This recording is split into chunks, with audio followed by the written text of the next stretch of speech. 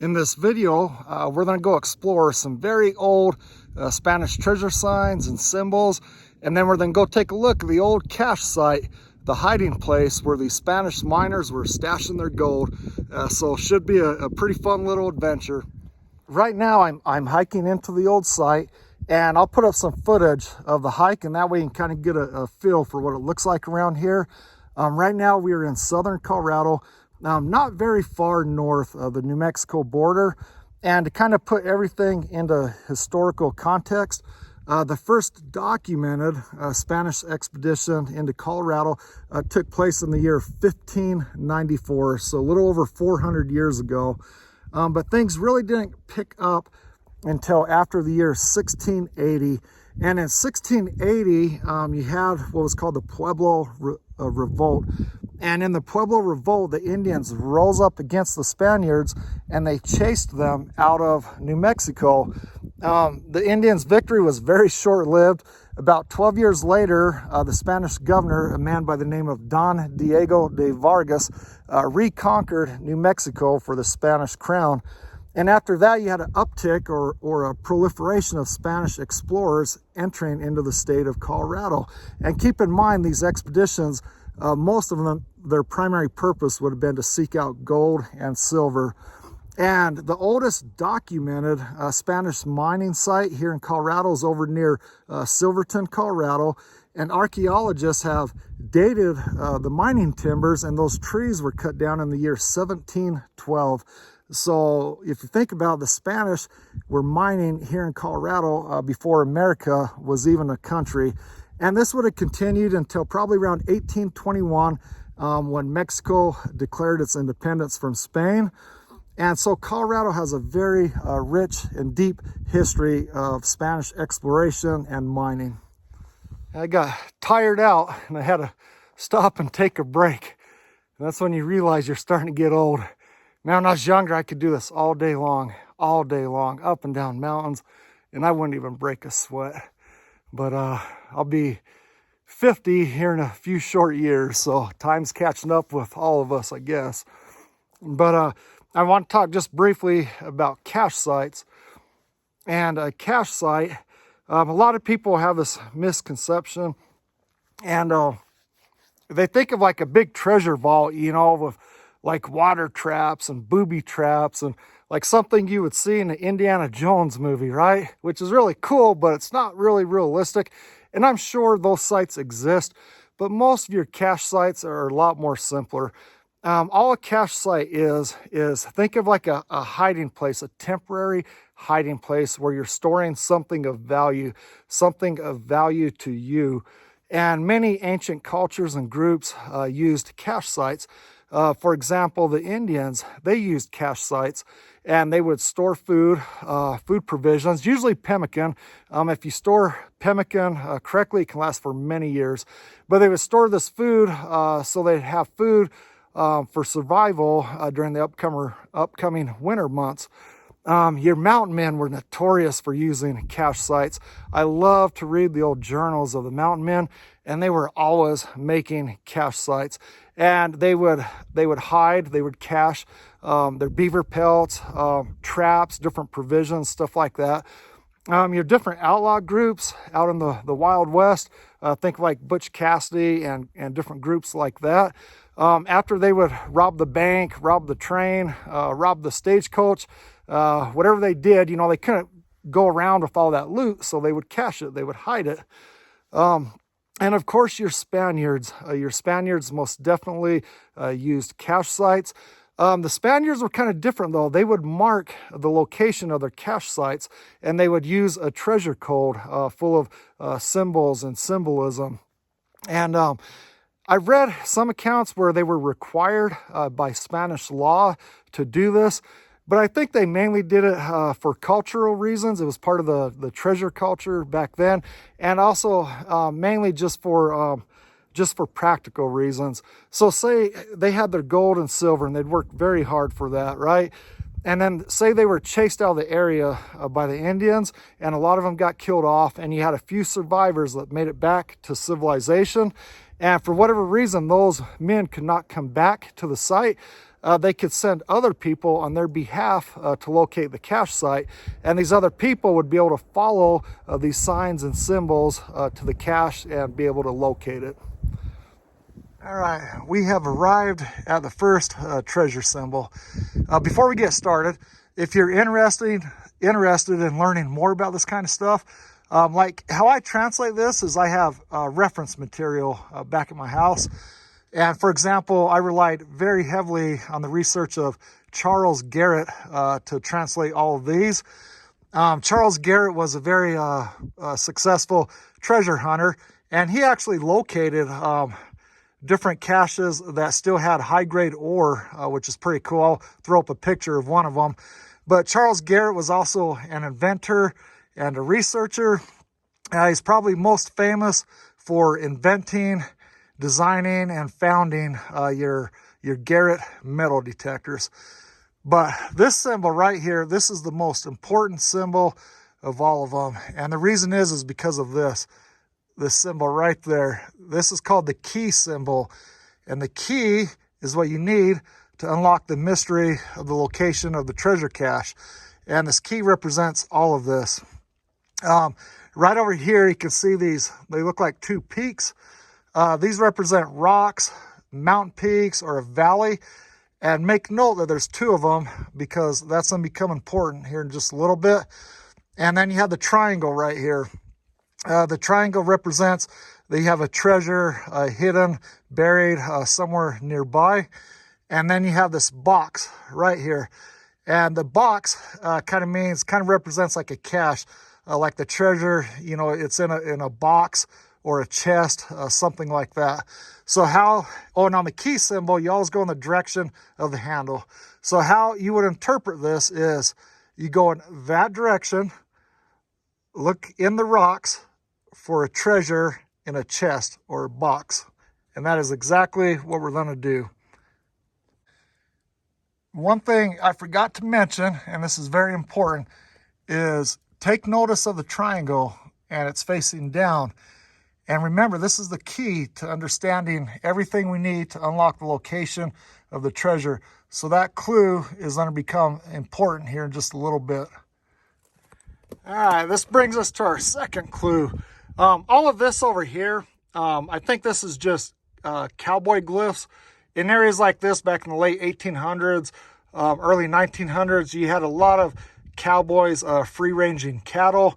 And I think this is just their work over here. But this right here, this is our Spanish stuff. So unlike our cowboys, our Spaniards, they took this stuff very seriously. And hopefully the camera will pick it up. But you can notice this has all been smoothed out. They want a smooth surface to work on. And right here next to me, there's a little stream that has a lot of eroded river rock. Some diorites, gneiss, and it looks like some gabbro. They've probably grabbed one of those rocks and they smoothed the surface out. And then they carved in here. You can see the triangle telling us there's a buried treasure nearby. We need to go in that direction. That's what this line right here represents. Right down here, this is probably the cross of St. Anthony, this T. And I imagine St. Anthony was probably maybe the patron saint of their little party, or maybe the leader's patron saint. Keep in mind, these men were Catholic. Many of them might not have been the best Catholics, but they were Catholic and they would have had patron saints. I'm a Catholic. I have a patron saint. It's just part of being Catholic. The line here is meaning to go that way. Why it's here twice, I have no idea, but that is exactly what we're going to do. All right, and this brings us to the last symbol.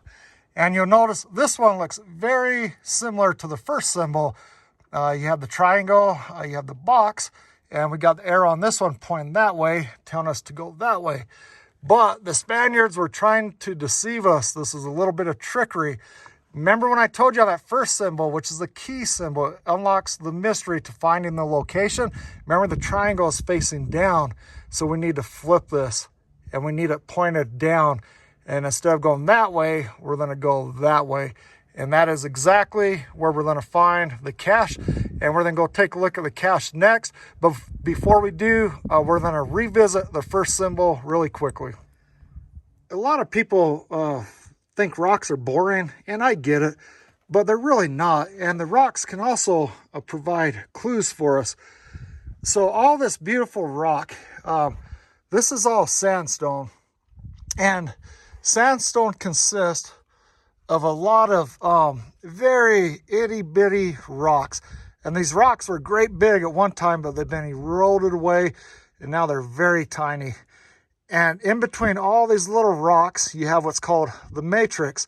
And the matrix is usually clay or silt, and these little rocks are embedded in that matrix.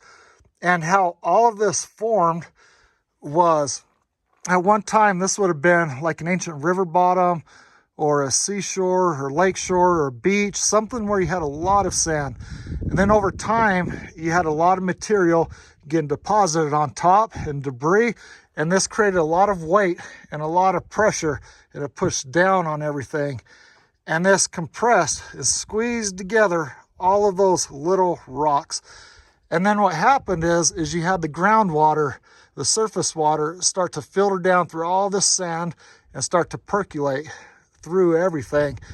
And in this groundwater, you'd have specific minerals like calcite, silica, or iron oxides like hematite. And these minerals would come out of solution, and they would act as a natural cement, and they would glue together all of this material. And that is how sandstone is created.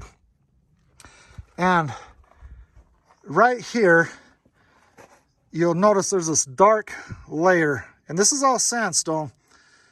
And when I look at all this other sandstone, I can tell you just from looking at it that pretty much all of this, most of it, that might be a little different in here, but almost all this was cemented together by an iron oxide, probably hematite. And the reason we know that is because of the color. We have a lot of tans, dark browns, reds, and that's a good indication of an iron oxide because that's iron staining.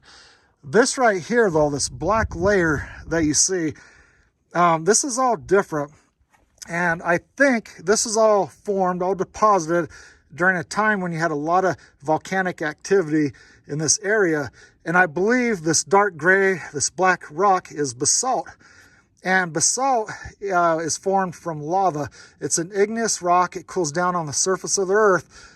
So it's very fine grained, very small crystals, very beautiful rock. And during all this time, when all this was being formed, it would have looked really different around here. You would have had think of like back during the time of the dinosaurs. You would have had a lot of large bodies of waters, rivers, bayous, swamps, and in all this water, you would have had all these little critters swimming around. And a lot of these critters would have had exoskeletons, think of shells, like clams, barnacles, turtles, reefs, stuff like that. And that's where we got the calcite that we needed to cement all of this basalt, all this dark material together. So what does all of that have to do with an old Spanish treasure symbol? Well, way back when our Spaniard sat here and he carved this, you can see where it used to come down to right here, probably about right in here, then over to here, and then back up. And unbeknown to him, when he was doing that, he put some hairline cracks in this sandstone. And then you had just natural weathering, erosion, water getting in there, freezing, expanding. And you had the limestone start to break apart. And one issue with calcite is very susceptible to water. It's soluble. When it comes into contact with water for an extended period of time, it'll start to break down. And that's exactly what's happened here.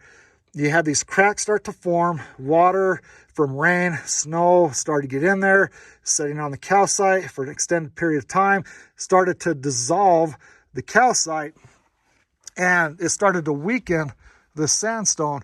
The prevailing winds for right here where we're at, they blow from west to east. They go in that direction, and you can get some very strong winds. And the cement, the sandstone started to get weakened, and the prevailing winds blowing this way, it started to eat this out. So you got a lot of erosion that's occurring right there.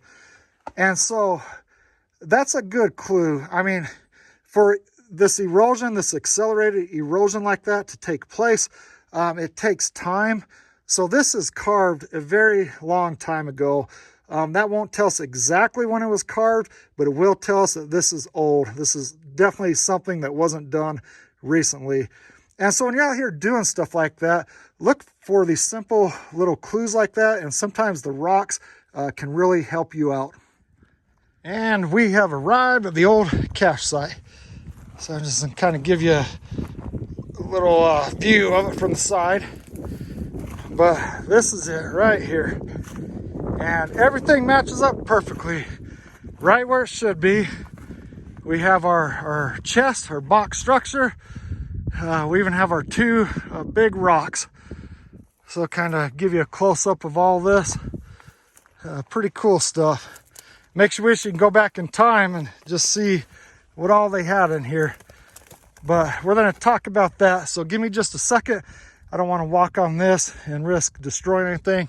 But I'm going to climb on this rock where we can have a nice bird's eye view. Now the first thing you'll notice is this cache is only hidden on two sides.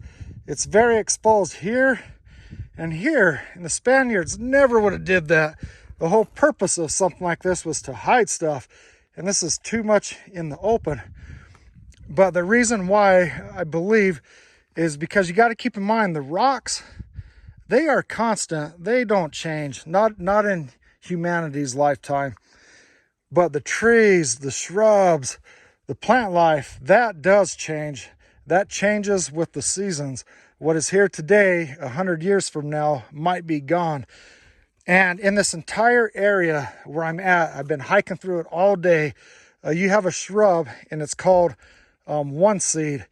And when it's fully mature, it'll grow very big, usually about 10 to 12 feet. It's part of the juniper family, so it's an evergreen. It does not lose its leaves, provides concealment year-round, and they are very thick. You definitely cannot walk through it. You can't even see through them. I'll throw up a picture so you can see what I'm talking about. And they grow everywhere around here. So I think way back then, you had some one seed shrubs right here, right there, and that's all it would take. And all of this would have been completely hidden. And I think our old Spanish prospectors, they liked this site, and they came down in here and they pulled back the branches right here, kind of cut the branches with their knives, their hatchet, and they created this structure, and it was well hidden in this little cubby. And I think they were accessing it from this rock that I'm standing on. This is how they were getting down into it. And of course, at that time, this would have been covered, not only for concealment, but for practical reasons to keep out the rain. And I think inside of here, they were placing their provisions, the provisions that they had to rely upon, like think of their extra black powder, some weapons, mining tools, probably some dried meat like jerky, some food. And then not only that, but inside of here, they would have leather pouches that I believe were full of gold dust and gold nuggets. And I'll explain why. This stream right here, during the late 1800s, the American prospectors, they recovered a lot of gold out of this stream, placer gold. And there were placer claims all up and down through here. And even in modern times, people will come here and they'll pan for gold. But of course, nowadays, it's just for fun and for a hobby. And so I think what happened is our Spanish prospectors discovered this stream. And they started test panning it for gold. And back then, the gold pans they used, they're made of wood. They're really cool looking. I'll try to find a picture and I'll throw it up for you. But they quickly discovered gold, and they knew this was the spot. But they didn't want to set up camp down here. It's a very steep and rugged canyon. And if they were attacked by the Indians, they would have little hope of escape. They'd pretty much be setting ducks, and they knew it. So what they did is they set up camp near that cache site.